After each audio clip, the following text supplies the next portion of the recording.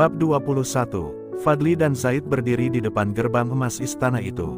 Aroma makanan lezat menyeruak dari dalam, terdengar suara tawa riang, dan musik yang lembut mengalun di udara. Di singgasana, Raja Kemewahan tersenyum lebar. Silakan masuk, nikmati semua yang ada di sini. Kalian bisa makan sepuasnya, tidur di ranjang empuk, bahkan kalau mau, kalian bisa tinggal di sini selamanya. Fadli mengusap perutnya. Udah lama gak makan enak. Zaid menelan ludah. Kayaknya nggak ada salahnya kita istirahat sebentar. Fadli mengangguk cepat. Iya, gak mungkin ujian terus tanpa istirahat. Lagian, kalau kita terlalu lelah, kita gak bisa mikir jernih untuk menjawab pertanyaan berikutnya. Tepat sekali, Raja Kemewahan tertawa. Ayo masuk, tempat ini dibuat khusus untuk orang-orang seperti kalian. Fadli dan Zaid melangkah masuk. Begitu mereka memasuki istana, pelayan berpakaian mewah membawakan hidangan lezat. Ayam panggang, nasi kebuli, roti hangat, dan buah-buahan segar memenuhi meja panjang. Fadli langsung duduk dan mengambil ayam panggang. Bismillah, wah, ini enak banget. Zaid juga ikut menikmati makanan. Ya Allah, ini nikmat dunia yang luar biasa. Setelah makan, mereka dibimbing menuju kamar tidur yang luas, dengan ranjang empuk dan bantal yang begitu nyaman. Aku rebahan dulu sebentar, kata Fadli, langsung menjatuhkan diri ke kasur. Zaid mengikuti, dan dalam hitungan detik, keduanya tertidur pulas. Fadli terbangun dengan perasaan aneh. Ia menatap langit-langit kamar. Kenapa aku merasa ada yang salah? Ia melihat ke samping, Zaid masih tidur nyenyak, bahkan ngorok. Fadli mengusap wajahnya, mencoba mengingat sesuatu. Ujian, kita harus melanjutkan ujian. Ia melompat dari ranjang dan menghitung jari. Tunggu, berapa lama aku tidur? Pintu kamar terbuka perlahan. Seorang pria tua berjubah hitam masuk, dengan wajah pucat dan mata cekung. Kenapa kau masih di sini? Tanya pria itu dengan suara parau. Fadli merinding. Aku baru tidur sebentar. Pria itu tertawa kecil. Sebentar, apa kau yakin? Fadli berjalan menuju jendela dan membuka tirai. Astagfirullah. Di luar, langit sudah berubah gelap, dan bulan berada di posisi yang berbeda. Kalian sudah tidur selama 3 hari. Apa? Zaid terbangun karena teriakan Fadli. Kenapa ribut-ribut? Aku masih ngantuk. Fadli mencengkeram bahu Zaid. Bro, kita udah tidur 3 hari.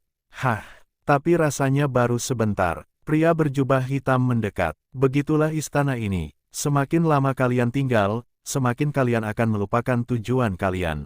Sampai akhirnya, kalian tidak akan pernah keluar. Ya Allah, kita terjebak. Tiba-tiba, gerbang istana tertutup dengan suara dentuman keras. Raja Kemewahan muncul, tertawa puas. Tidak ada yang bisa pergi dari sini tanpa membayar harga.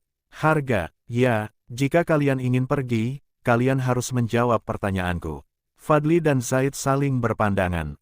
Tidak ada pilihan lain. Baik, beri kami pertanyaannya. Raja Kemewahan tersenyum licik. Pertanyaannya adalah, jelaskan hukum dan dalil tentang cinta dunia dan bahayanya bagi manusia.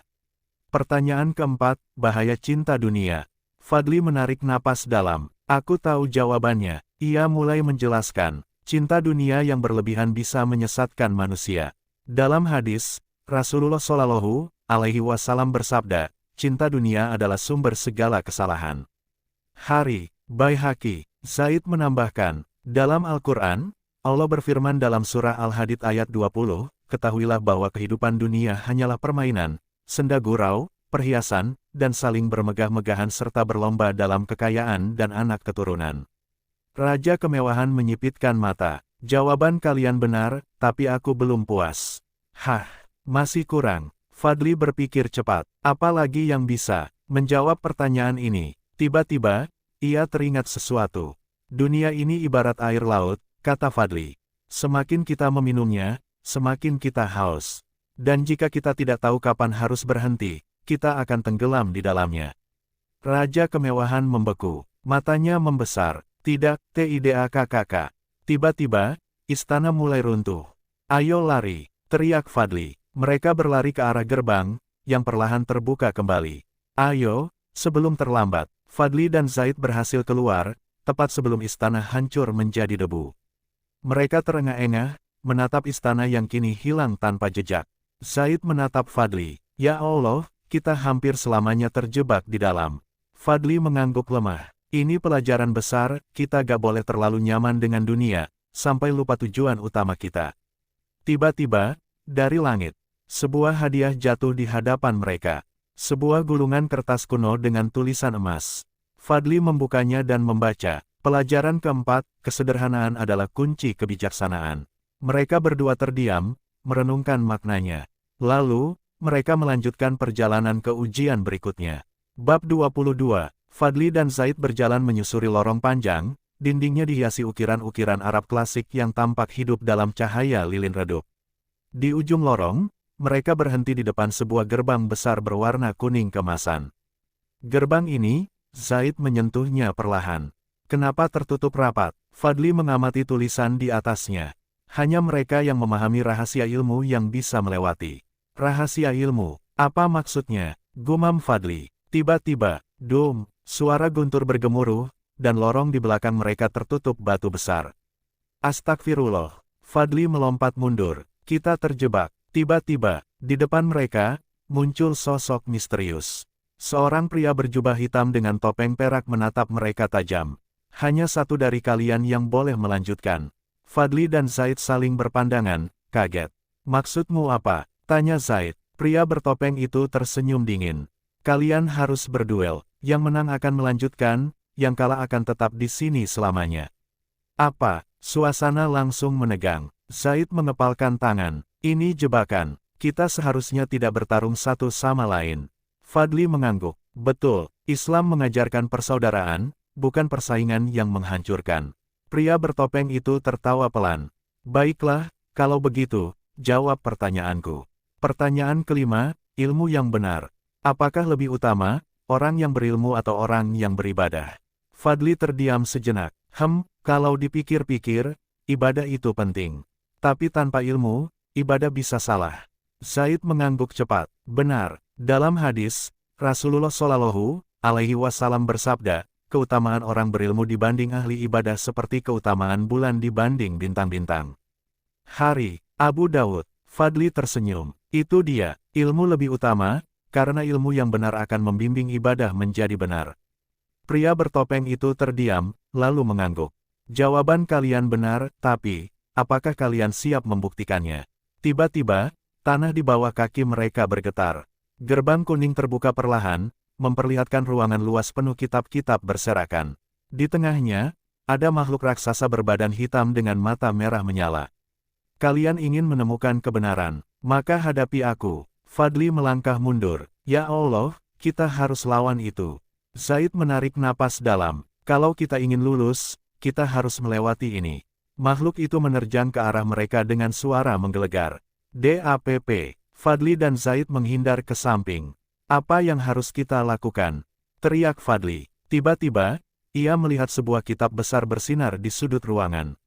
Zaid, kitab itu. Mungkin itu kunci jawabannya. Mereka berlari sekuat tenaga, menghindari serangan makhluk hitam yang terus menghantam lantai. Zaid mengambil kitab itu dan membukanya. Ada tulisan di sini, hanya dengan ilmu, kegelapan bisa dikalahkan. Fadli mengerutkan dahi. Berarti kita harus membacakan ilmu dari kitab ini. Zaid mengangguk dan mulai membaca dengan suara lantang. Allah menaikkan derajat orang-orang yang beriman dan berilmu di antara kalian. Qs. Al-Mujadilah, 11. Begitu ayat itu dibacakan, makhluk hitam itu berteriak kesakitan, tubuhnya mulai menguap menjadi debu. Tidaaak. Dalam sekejap, ruangan kembali terang. Fadli dan Zaid terdiam, terengah-engah. Kita berhasil. Fadli menatap sekeliling. Pria bertopeng itu tersenyum dari kejauhan. Kalian telah membuktikan bahwa ilmu lebih utama dari sekadar kekuatan fisik.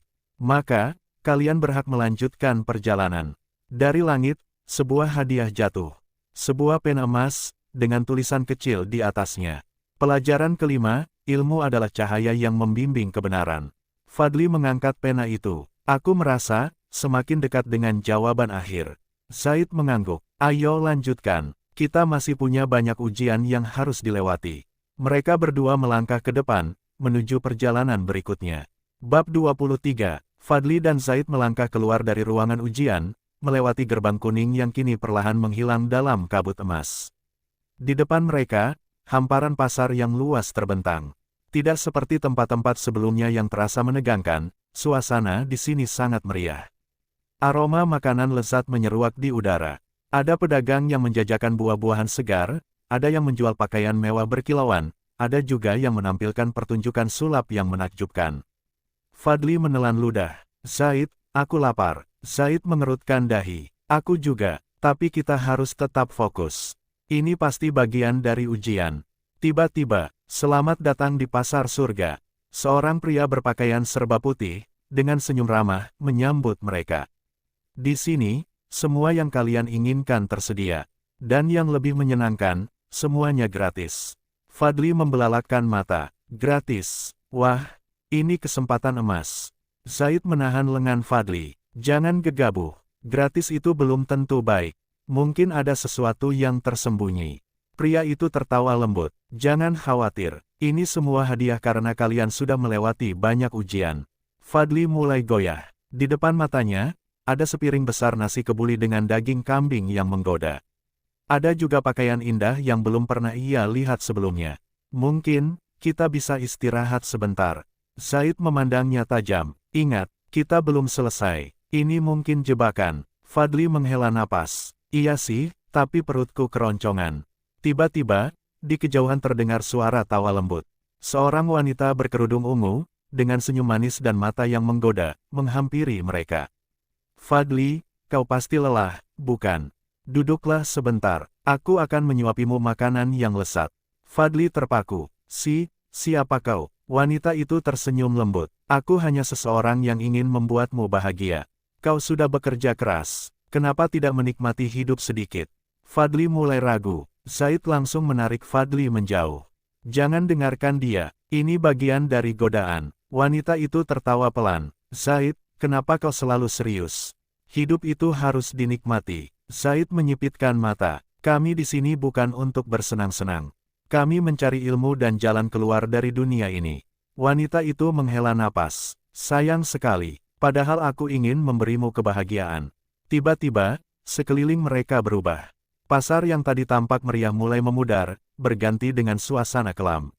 Makanan yang menggoda tadi menjadi asap hitam. Dan wanita itu, perlahan berubah menjadi sosok tinggi besar dengan mata merah menyala. Hahaha, kalian memang kuat, tapi bisakah kalian menjawab pertanyaanku? Pertanyaan ke-6, nafsu dan godaan. Apa yang harus dilakukan seseorang ketika tergoda oleh kesenangan dunia yang melalaikan? Fadli menelan ludah. Harus istighfar. Zaid berpikir sejenak, lalu menjawab. Benar, istighfar adalah langkah pertama. Tapi lebih dari itu, seseorang harus melawan godaan dengan mengingat akibatnya. Dalam Al-Quran, Allah berfirman, dan janganlah kamu mengikuti hawa nafsu, karena akan menyesatkanmu dari jalan Allah. Qs. 1:26. Hahaha, kalian cerdas, tapi aku masih punya satu soal lagi. Pertanyaan ke-7, kehidupan dan ujian. Mengapa Allah memberikan ujian kepada manusia? Fadli berusaha mengingat pelajaran yang pernah ia dengar. Ujian itu, diberikan agar manusia bisa semakin dekat kepada Allah. Zaid mengangguk cepat. Betul, Allah berfirman, apakah manusia mengira bahwa mereka akan dibiarkan berkata, kami telah beriman, padahal mereka belum diuji. Qs. Al-Ankabut 2. Makhluk itu mulai bergetar, tubuhnya perlahan berubah menjadi debu. Tidak, dalam sekejap, pasar yang penuh godaan lenyap. Fadli dan Zaid kembali berdiri di tempat kosong, hanya ada mereka berdua. Dan di depan mereka, muncul sebuah hadiah baru. Sebuah cermin kecil, dengan tulisan di belakangnya. Pelajaran ke-6, dunia hanyalah ujian, jangan sampai kau tertipu oleh kesenangan sementara. Fadli menghela napas panjang. Astagfirullah, aku hampir saja jatuh dalam godaan tadi. Zaid menepuk bahunya. Itulah manusia, Fadli. Kita semua punya kelemahan. Yang penting, kita harus selalu sadar dan kembali kepada Allah. Mereka saling berpandangan, lalu tersenyum. Petualangan masih jauh dari selesai. Dan mereka melangkah menuju ujian berikutnya. Bab 24. Fadli dan Zaid melangkah keluar dari tempat sebelumnya, memasuki sebuah kota besar yang tampak megah. Bangunan-bangunan tinggi dengan kubah emas berdiri megah di sekeliling mereka. Jalan-jalannya luas, dihiasi dengan lampu-lampu bercahaya lembut. Tapi ada sesuatu yang aneh. Tidak ada suara azan, tidak ada orang-orang yang membaca Al-Quran. Tak satu pun tanda-tanda ibadah terlihat. Semua orang di kota ini sibuk bekerja dan bersenang-senang. Ada yang duduk di kafe-kafe mewah, ada yang berdiskusi tentang bisnis besar, ada juga yang tertawa terbahak-bahak sambil bermain. Fadli mengerutkan dahi. Kok kayaknya enak banget di sini. Zaid memperhatikan sekitar dengan curiga. Hati-hati, Fadli. Ini pasti bagian dari ujian. Tiba-tiba, seorang pria tua dengan janggut panjang menghampiri mereka. Kalian pendatang baru, iya? Tanyanya dengan senyum ramah. Fadli mengangguk. Iya, Pak, kota ini luar biasa. Tapi, kenapa nggak ada masjid? Pria tua itu tertawa. Masjid? Oh, itu dulu. Tapi kami menemukan sesuatu yang lebih penting, waktu yang sepenuhnya untuk diri sendiri. Zaid menatap tajam. Apa maksudnya? Pria itu menunjuk ke sekeliling. Lihatlah, tidak ada yang terlambat bekerja, tidak ada yang kehilangan kesempatan. Kami tidak terikat oleh waktu ibadah. Kami bisa hidup tanpa harus memikirkan batasan. Fadli terkejut. Jadi, di sini nggak ada salat. Pria itu mengangguk. Betul, dan lihat hasilnya. Semua orang sukses, bahagia, dan tidak ada yang merasa dibatasi aturan. Zaid menggigit bibir. Fadli, ini jebakan. Mereka melupakan waktu karena mereka telah melupakan Allah. Tiba-tiba, di udara muncul tulisan emas bercahaya. Pertanyaan ke-8, apa akibat orang yang melupakan waktu ibadah? Ujian dimulai. Fadli berusaha berpikir cepat. Orang yang melupakan waktu ibadah akan kehilangan berkah. Zaid mengangguk. Benar, Allah berfirman dalam Al-Quran, maka celakalah bagi orang-orang yang lalai dalam salatnya. Qs. Al-Ma'un, 4-5. Brak, tiba-tiba, gedung-gedung tinggi di sekitar mereka mulai bergetar. Orang-orang yang tadi tertawa mulai berteriak. Panik, langit yang tadinya biru cerah berubah menjadi gelap pekat. Pria tua tadi memandang mereka dengan ketakutan. Tidak, kalian sudah merusak keseimbangan kota ini. Fadli merinding. Waduh, ini beneran jebakan. Apa kita harus kabur? Zaid menggeleng. Kita harus menyelesaikan ujian ini dulu. Brak, dari kejauhan, sebuah sosok raksasa muncul, mengenakan jam besar di lehernya. Aku adalah penjaga kota ini. Kalian tidak boleh mengganggu ketenangan kami. Hahaha, aku punya satu soal lagi untuk kalian. Pertanyaan ke-9, apa makna sebenarnya waktu menurut Islam? Fadli terdiam. Waktu itu, ia berusaha mengingat pelajaran dari pesantren. Zaid berbisik cepat. Ingat surat Al-Asr. Fadli tersentak. Oh iya, demi waktu. Sesungguhnya manusia dalam kerugian, kecuali orang-orang yang beriman, beramal saleh, dan saling menasihati dalam kebenaran dan kesabaran. Qs. Al-Asr, 1-3. Hahaha, TIDAKKK.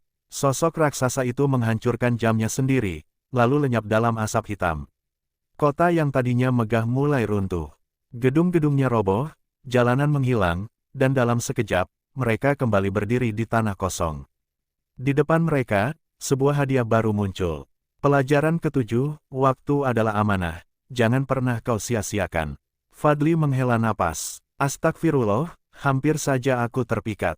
Memang enak sih hidup bebas tanpa aturan, tapi akhirnya, kosong.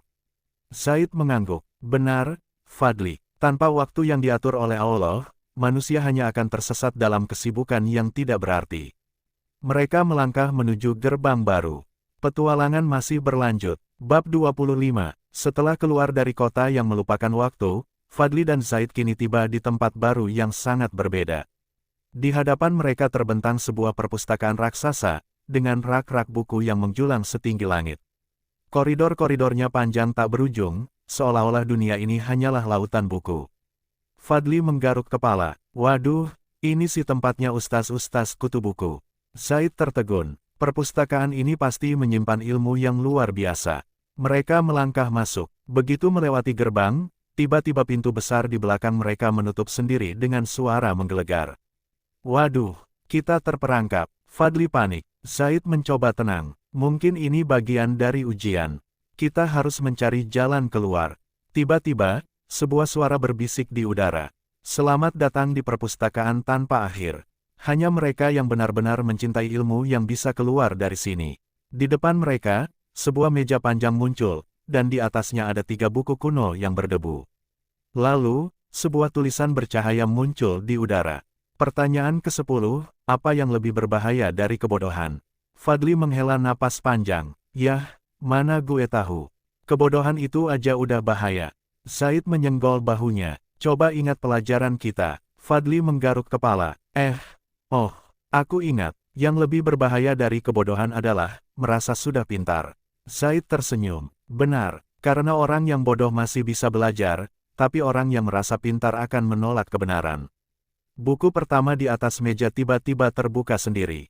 Halaman-halamannya berputar dengan cepat, dan dari dalamnya muncul sebuah cahaya yang membentuk tangga menuju rak buku tertinggi. Zaid mengangguk. Sepertinya kita harus naik ke sana. Fadli menelan ludah. Tapi tinggi banget, kalau jatuh, bisa langsung kiamat buat gue. Mereka memanjat tangga cahaya itu dengan hati-hati.